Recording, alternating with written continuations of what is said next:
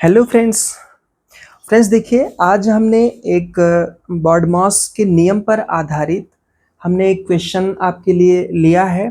इसको हम कैसे हल करेंगे और आप कैसे इसको आसानी से हल करेंगे, इसको देखिएगा। वैसे तो ये बॉडमॉस का नियम बहुत ही इजी होता है, लेकिन अगर आप इसको एक बार समझ लेंगे तो आपको फिर जीवन भर कभी ये भूलेगा नहीं, हमेशा आपके दिमाग में बैठ जाएगा। ये है बड़ा कोष्ठक, जो बड़ा ब्रैकेट है 5 × 5, 5 × 5 धन, ये मझला कोष्ठक है। ठीक है, इसके बाद 49/7 × 6 ऋण 28/7 छोटा कोष्ठक, और मतलब सारे कोष्ठक जो हैं, सारे ब्रैकेट हैं यहाँ पे बंद है। इस प्रकार से जो बॉडमॉस का नियम इसमें लगता है। बॉडमॉस का नियम वैसे दोस्तों है क्या, पहले आप ये समझ लीजिए। जब भी एक से अधिक जैसे एक से अधिक चिन्ह जिस भी लाइन में रहेंगे, मतलब जिस भी क्वेश्चन में रहेंगे, तो आपको वहाँ पे बॉडमॉस के नियम से उसको हल करना है। गणित में विभिन्न जो संक्रियाएं हैं, जैसे कि भाग हो गया, गुणा हो गया, जोड़ हो गया, घटाव हो गया, इनको करने का एक सही क्रम होता है। इनको हल करने का एक सही क्रम होता है, एक नियम होता है। उसी नियम को हम बॉडमॉस का नियम कहते हैं।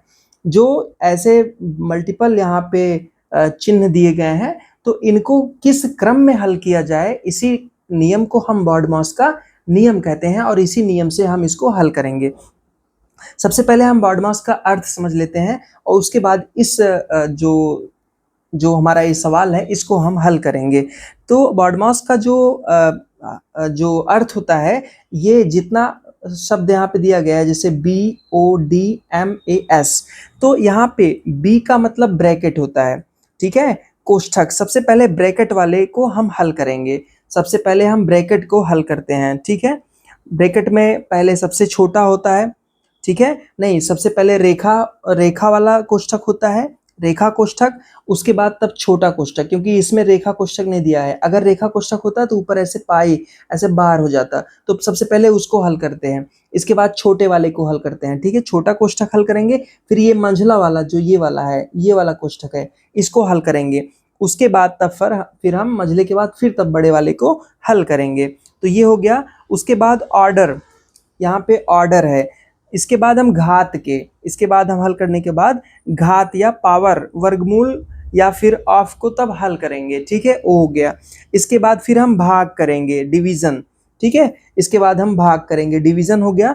उसके बाद हम गुणा करेंगे, एम से मल्टीप्लिकेशन होता है। ठीक है, इसके बाद गुणा हो गया। इसके बाद ए है, ए मीन्स की एडिशन, फिर जोड़ा जाता है। उसके बाद तब घटाव, सब्सट्रैक्शन, उसके बाद तब घटाव किया जाता है। तो इसी का जो नियम है एक हल करने का, उसको हम बॉडमॉस का नियम बोलते हैं, और इसी नियम के आधार पे आज हम इस क्वेश्चन को हल करने चल रहे हैं। तो यहाँ पे देखिए, सबसे छोटा कोष्ठक हमको बताया गया है। पहले अगर अगर बार होता, मतलब अगर रेखा कोष्ठक होता, तो सबसे पहले हम उसको हल करते हैं। वहां पे दिया नहीं गया है, तो छोटे कोष्ठक से हम शुरू करते हैं। अब देखिएगा, हम इसको हल ऐसे करेंगे। ठीक, ध्यान से इसको समझिएगा दोस्तों, बहुत इजी क्वेश्चन है ये।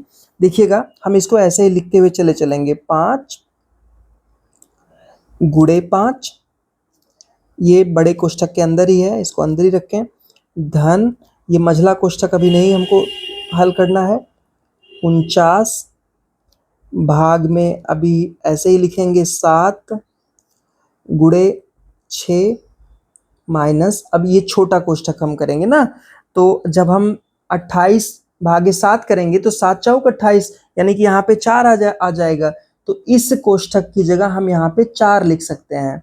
ठीक, क्योंकि हम जब 7 का इसमें 28 में भाग करेंगे तो 7 × 4 = 28, 4 आता है। तो अब ये छोटा कोष्ठक की जगह हम यहाँ पे, इसकी जगह यहाँ पे 4 लिख दिए। अब छोटा कोष्ठक हट गया, लेकिन मझला अभी बचा है, तो मझला ऐसे बंद करेंगे, और बड़ा कोष्ठक ऐसे बंद करेंगे। तो ये छोटा हट के इसकी जगह 4 आ गया, और 2 कोष्ठक अभी बचे हैं। ये 3 कोष्ठक इसमें थे, ये छोटा वाला हमने हल कर दिया है।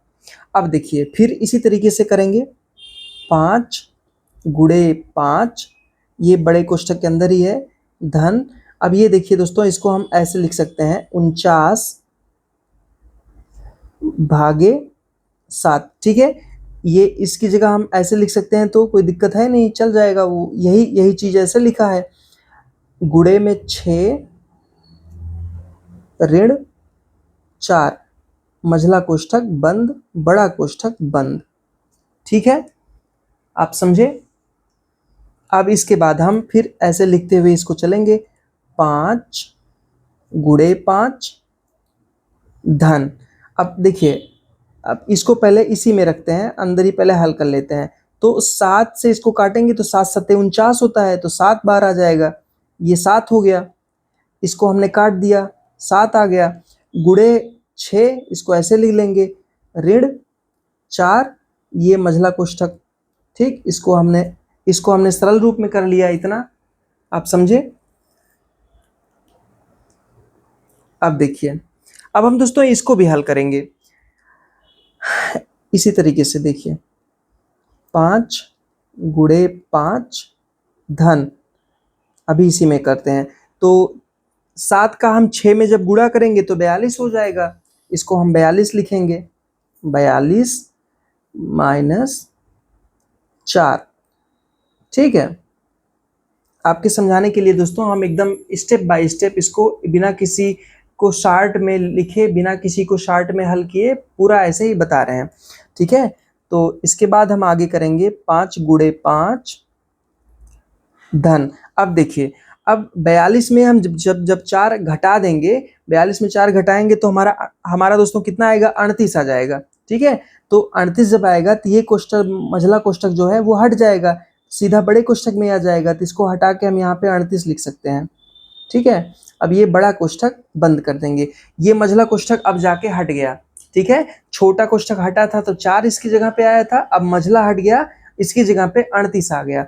अब दोस्तों देखिए, 5 पचे 25 को हम कर सकते हैं, 25 ये अंदर ही रहेगा, धन ये 38 है। ठीक है, अभी ब्रैकेट अंदर ही बड़े वाले कोष्ठक में ये चल रहा है।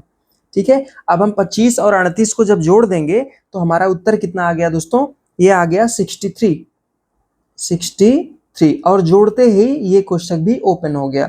ये दोस्तों हमारा आ गया आंसर। किस तरीके से और कैसे हमने इसको हल किया आपने अभी अभी यहाँ पे देखा। बर्डमाउस के नियम के अनुसार सबसे पहले हम रेखा जो कोष्ठक होता है उसको हल करते हैं, रेखा कोष्ठक को हल करने के बाद हम छोटा कोष्ठक लेते हैं, उसको हल करने के बाद हम मझला कोष्ठक हल करते हैं, मझला हल करने के बाद तब हम लास्ट में जाके बड़ा कोष्ठक हल करते हैं।